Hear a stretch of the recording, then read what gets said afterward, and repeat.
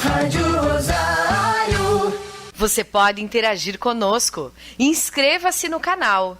Deixe o seu like. Se quiser, também comente e compartilhe este vídeo. Agora nós teremos a nossa entrevista de hoje. Estamos recebendo nos nossos estúdios o contador Silvio Israel Faé. Bom dia, Silvio. Bom dia, Marcos. Bom dia a todos que nos ouvem. Bom dia ao pessoal da rádio em geral.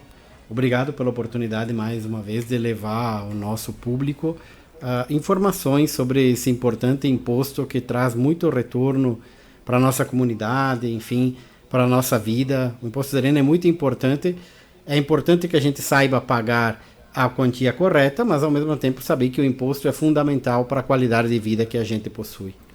A Receita Federal divulgou no final do mês passado as regras para a declaração do imposto de renda de pessoa física. E muitos contribuintes, Silvio, eles têm muitas dúvidas em relação a essa questão. E por isso, nós vamos aproveitar a sua presença aqui nos estúdios exatamente para esclarecer algumas dúvidas em relação a esse tema. Primeiramente, o que é o imposto de renda de pessoa física?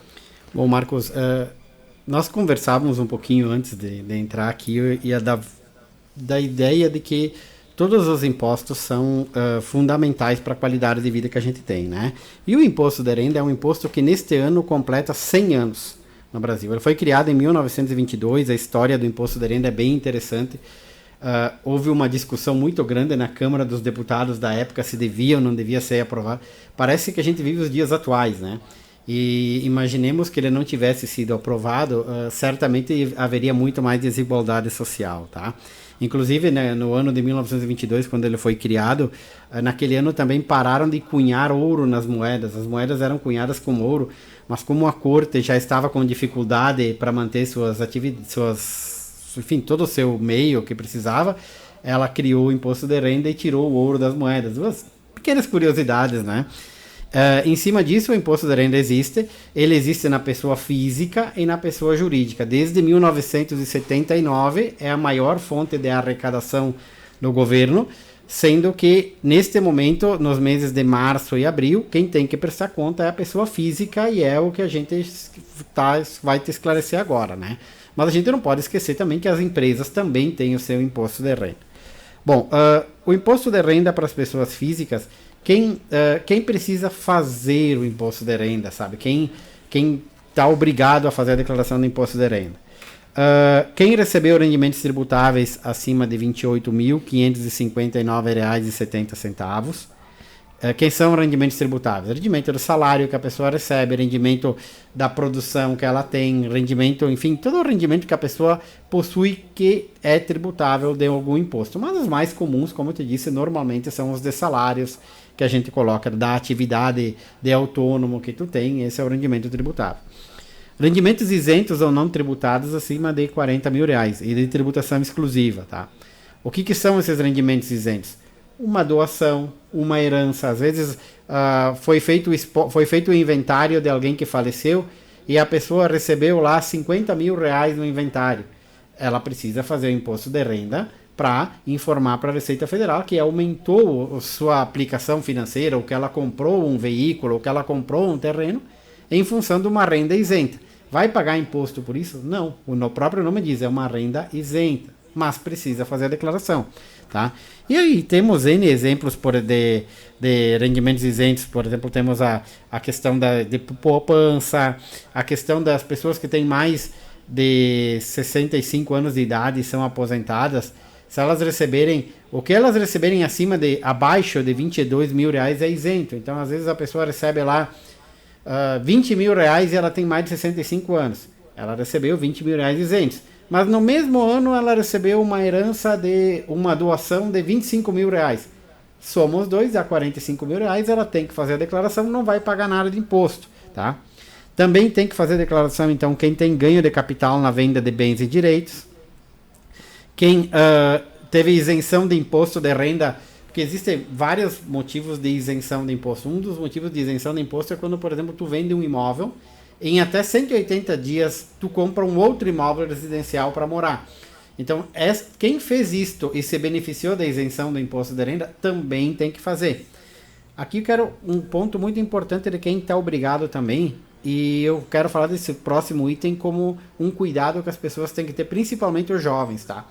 Operações com bolsa de valores de mercadoria futuras e assemelhados.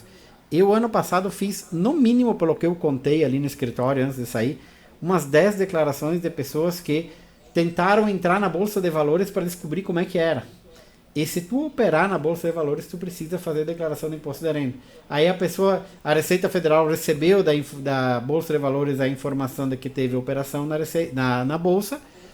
O CPF, a Receita esperava a declaração, não veio a declaração. O que aconteceu? Multa por atraso no envio da declaração. Então, se você fez qualquer operação com bolsa de valores, você é obrigado a fazer a declaração de renda. Vai pagar imposto? Não se sabe.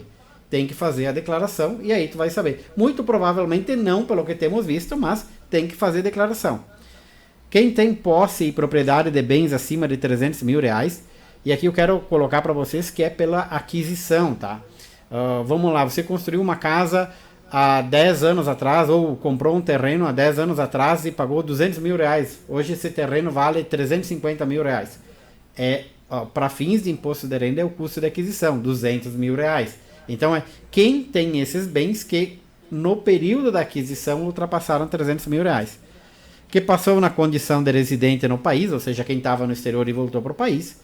E outro que eu quero também chamar a atenção, que é a atividade rural, tá? Tanto que os produtores sabem que muitos deles, existiu uma operação especial da Receita Federal chamada Declara Grãos, foram intimados para apresentar declarações em atraso.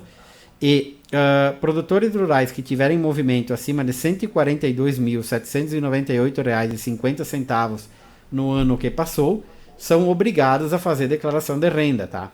Se forem casados, esse limite dobra, porque ele pode ser dividido por 2, tá? Então, sendo casados, esse limite dobra de valor. Mas assim, uma outra coisa que nós temos ouvido e que é importante quando a gente fala de produtor rural, é que a gente está num período de seca, infelizmente, e o pessoal diz, mas ano passado eu não tive lucro, então eu não vou fazer o imposto de renda. Se atentem ao seguinte detalhe, produtores. O imposto de renda do produtor rural é como uma conta corrente. Se tu teve prejuízo num ano, tu pega aquele prejuízo, tu guarda na tua declaração de renda e compensa no ano que tu vai ter lucro. Então, às vezes o produtor não vai querer fazer a declaração esse ano porque ele teve prejuízo, e ele perde a oportunidade de guardar o prejuízo desse ano para compensar com o lucro do ano que vem. Então, é interessante conversar com um profissional da área para ele dar uma explicação nesse sentido. Só dizer também que a questão dos 300 mil reais, se marido e mulher, se um declarar os 300 mil reais na declaração de um, o outro não tem renda suficiente para fazer, ele não precisa fazer, que é uma confusão também que se faz. Então, só vai fazer a declaração de renda, por exemplo, marido e mulher. Um tem renda para fazer, o outro não tem. Mas os dois têm o capital em conjunto. Aquele que tem renda informa o capital, tá? Que também é uma confusão que normalmente tem. Em suma, as obrigações têm sido as mesmas. É uma pena que a Receita Federal ainda não liberou o programa, tá? E isso, para nós contadores, tem sido um problema grave. Eu sei que eu tenho, talvez esteja me estendendo um pouco, mas eu preciso colocar isso, que é importantíssimo que vocês ouçam. No ano de 2022, nós vamos ter apenas 54 dias para fazer as declarações de renda, tá? Sendo desses 36 dias úteis. Se nós tirarmos sábado, domingo e feriado, são só 36 dias úteis, tá? O município de Serafina Corrêa entregou no ano de 2021 3.283 declarações. E essas vão ter que ser feitas em 36 dias, tá? Que é o período que, por exemplo, que um escritório trabalha. Então, não deixem passar o tempo. Na medida do possível, a partir de segunda-feira, dirijam-se ao seu escritório de preferência, conversem com o profissional, troquem ideias, para que vocês, como eu falei, foram 54 dias, serão 54 dias em 2022 corridos, porque o escritório trabalha no sábado e domingo, às vezes até atende profissionais que precisam vir no sábado e domingo. Mas serão só 36 úteis. Em 2021 foram 92 dias. Em 2020 foram 122 dias. E esse ano vão ser só 54. Então, não deixem, não aguardem, porque vai acumular muito, os serviços dos escritórios não vão conseguir atender todo mundo. Conforme chegar o pessoal, nós vamos atender, nós vamos fazer o esforço maior possível, como todos os anos a gente faz, vai ter hora extra nos escritórios, vamos passar até tarde ali. Só que nós precisamos da compreensão das pessoas que precisam fazer, que o período ficou muito estreito, não deve ser prorrogado e que nós contamos que o pessoal venha até os escritórios para fazer isso aí. Silvio, caso não faça em tempo, o tempo que você estipulou, né, que está sendo determinado, um tempo bem reduzido em relação aos outros anos, ou que não entregue essa declaração que é obrigatória para as pessoas que se encaixam nesse perfil que você comentou. Existem penalidades que podem ser impostas às pessoas que não fizerem a declaração? Bom, o que tem acontecido muito comumente são as pessoas verificarem que o seu CPF tranca. Em determinado momento tu percebe que o CPF trancou, não está regular, o pessoal do banco te diz, olha, teu CPF trancou. Normalmente é o pessoal do banco que avisa, porque o pessoal do banco só trabalha com CPF. Aí o contribuinte procura o escritório, dá uma procuração para o escritório entra na página da Receita e vê, não fez a declaração. Olha, 99% dos casos que tranca o CPF é falta do envio da declaração. Por incrível que pareça, a maioria dessas declarações tem imposto a restituir. Olha, eu não me lembro da última que eu fiz que tivesse imposto a pagar, que o cara não tivesse imposto a ele porque ele não recebeu a informação da empresa que pagou ele, ou porque ele não prestou atenção, ou porque ele achou, passou por pouquinho, eles não vão vir me buscar. As pessoas têm que se dar conta hoje em dia que não é mais um auditor que olha, é um computador. Então, um computador, quando ele recebe a informação das empresas, que a empresa pagou, por exemplo, para o Marcos, R$ 28.600, que é R$ 60 a mais que o mínimo para fazer a declaração, automaticamente cai lá no computador que tem que vir a declaração. Aí o Marcos deixou de fazer a declaração, trancou o CPF dele. Qual é que é a multa que o Marcos vai ter? Bom, a multa mínima é de R$ 165,74. A multa ela é calculada sobre 1% do valor do imposto devido, vezes o número de meses de atraso na entrega da declaração. Então, se você deve R$ 200 de imposto, tá? Chegou lá e calculou que devia R$ 200 de imposto. 1% dá R$ 2 desses R$ 200. Fiquei 12 meses atrasado na entrega, R$ 24. É menos que 165, vai pagar 165. Agora, se essa multa ultrapassar os 165, vai pagar o valor acima. Entenda também que uma coisa é o imposto que você deve para o governo, outra coisa é o imposto que o governo tem a restituir para você. No exemplo que eu lhe dei, o Marcos, calculei o imposto dele, ele devia R$ 200 para o governo. Só que a empresa que o Marcos trabalhava recolheu ou descontou mensalmente dele e no final do ano somou todos os valores descontados, R$ 600. Esses R$ 400, se o Marcos tivesse feito o imposto na hora, viria para ele. Como o Marcos não fez o imposto na hora, esses R$ 400 a Receita Federal vai descontar os 165 e vai devolver o valor dos 200 e poucos reais de diferença. Então, sempre que possível, procure um escritório de contabilidade. O máximo que vai acontecer é o contador dizer para você, olha, você não precisa fazer a declaração de imposto de renda. Ou você está dispensado da declaração de imposto de renda, mas se fizer, em virtude de que tem imposto retido durante o ano, vai ter um custo X para fazer, e o imposto retido foi Y, vai te voltar mais do que tu iria gastar. Vale a pena. Então, sempre que possível, procure um profissional, ou se orientem pelos meios sociais que tem, meios de comunicação social que tem, da possibilidade. Mas não fazer é multa e tranca o CPF. O importante é que qualquer dúvida deve ser esclarecida com um profissional habilitado, Silvio. Sim, eu acho que é o melhor caminho que tem, porque a gente percebe, por exemplo, uma coisa quando tu faz imposto de renda que tu percebe muitas vezes, num inventário. Se antes de fazer o inventário tivessem procurado, vamos dizer assim, um auxílio tributário, conversado a respeito do auxílio tributário, às vezes se teria evitado impostos. Porque quando tu faz um inventário, a pessoa que falece, enfim, o falecido, tem que fazer uma declaração final do imposto de renda. E os que recebem têm que fazer a informação lá. E às vezes, só o fato da informação posta na escritura gera um imposto a pagar. Então, isso é um exemplo. Eu conheço todos os nossos escritórios aqui da cidade e tenho certeza que nenhum deles vai cobrar nada por uma informação. Você vai chegar lá, tá aqui o meu informe de rendimentos que eu recebi da minha empresa. Eu preciso fazer imposto de renda? Não precisa. Sim, precisa. E até hoje em dia as mídias sociais também ajudam bastante nesse sentido para esclarecer algumas dúvidas. Mas eu acho que o contato pessoal sempre é mais válido com as pessoas que você conhece, porque uma pergunta, às vezes, para quem não é do dia a dia, ele vai ver um vídeo e ele não vai entender o que o cara usou num termo técnico. Enquanto nós estamos habituados ao termo técnico e também ao termo, digamos, popular. Aquele que a pessoa entende mesmo, sabe? Ó, me diz, precisa ou não precisa fazer imposto de renda? Não precisa. Então, qualquer escritório vai estar completamente habilitado para esse fim, de explicar se a pessoa deve estar obrigada ou não a fazer o imposto de renda. Se a pessoa tem que levar qual documentação para fazer essa avaliação, se precisa ou não declarar?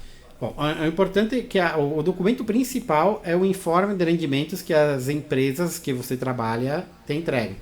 Todas elas tinham até o final do mês de fevereiro para lhe entregar esse informe, perdão.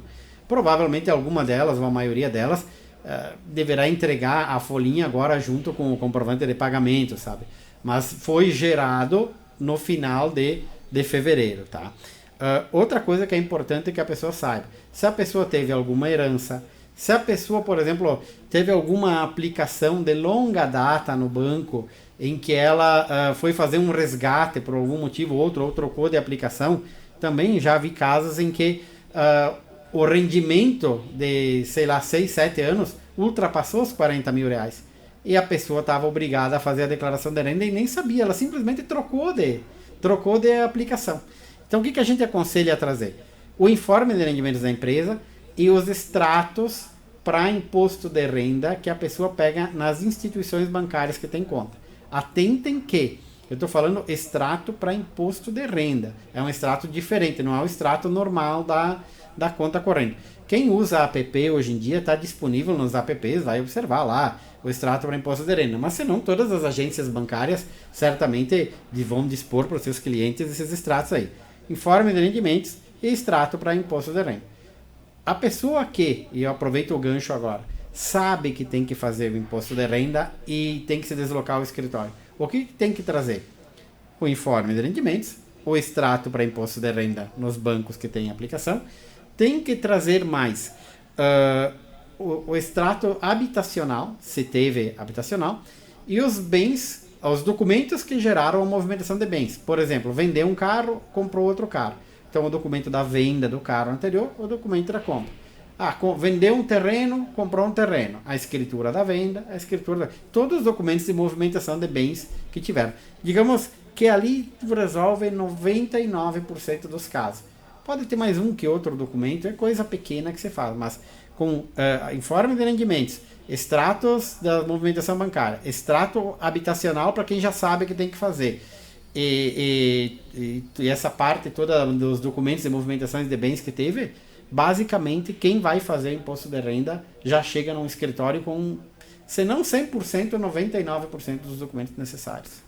Silvio, obrigado mais uma vez pela sua participação aqui nos estúdios da Rádio Rosário. Nós contamos com a presença nesta manhã aqui no Realidade com o contador Silvio Israel Faé, esclarecendo os assuntos das regras para a declaração do imposto de renda de pessoa física para este ano com um prazo bastante limitado, como o Silvio comentou. Obrigado mais uma vez, bom trabalho e bom dia, Silvio. Obrigado, Marcos, pela oportunidade. Lembrando que nos últimos 5 anos, o pessoal de Serafina aumentou em 56% a quantidade de pessoas obrigadas a fazer a declaração. Então, atentem a isso.